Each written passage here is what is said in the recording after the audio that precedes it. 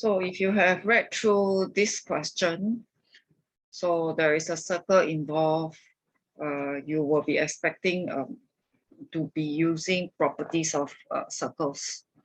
So because if let's say there's no circle involved in a plane geometry question, then outright it doesn't involve the angle property of circles. Okay, so if you read part 1, they already hint you about using QP as a chord. So they hint you about using QP as a chord.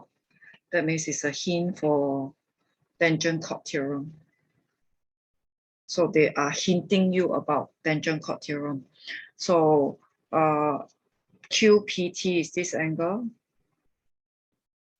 So if you apply tangent chord, so these two should be the same. So very simple, you just have to mention that this is equal to QRP. And the reason is as simple as a tangent chord theorem. So for identifying the angle and also quoting the property, you get 2 marks. So for O-level question, it's a bit more clear cut. Okay, so the second one, you got to explain why a circle with PR as a diameter passes through M and N. So you should relate to the property that says something about diameter. So that property is the angle in the semicircle. So because of this portion, you should recall first that you got this property, angle in a semicircle. So angle in a semicircle is the one that link you to the diameter. So we can be using the converse of it. So and particularly they say passing through M and N. So if you go and observe M and N, there's actually a 90-degree.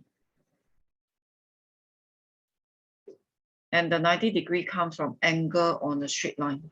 So because you already was given a 90-degree, so if you apply angle on a straight line, you are able to get the subsequent 90-degree. So you do have to explain that. You do have to explain that. You need to explain that PMR is equal to angles on the straight line.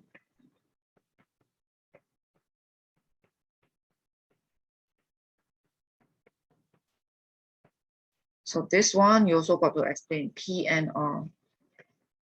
You got to explain that it is on angle. You obtain it through angles on the straight line.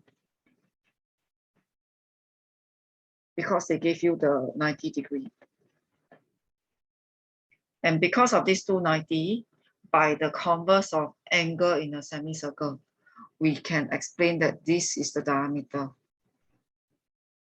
So by the converse of angles in a semicircle,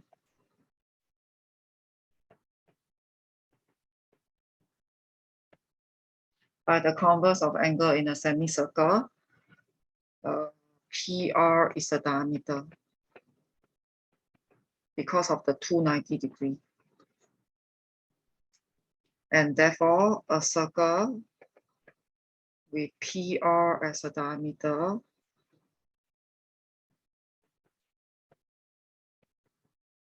passes through M and N.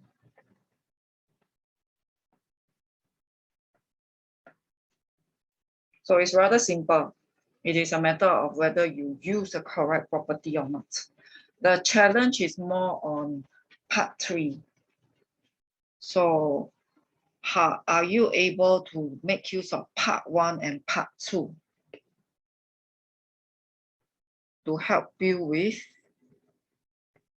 parallel lines? So again, this is not the first time we look at proving parallel lines. You need to relate to either interior angle, corresponding angle, or alternate angle. And we also learn about using algebra for angle.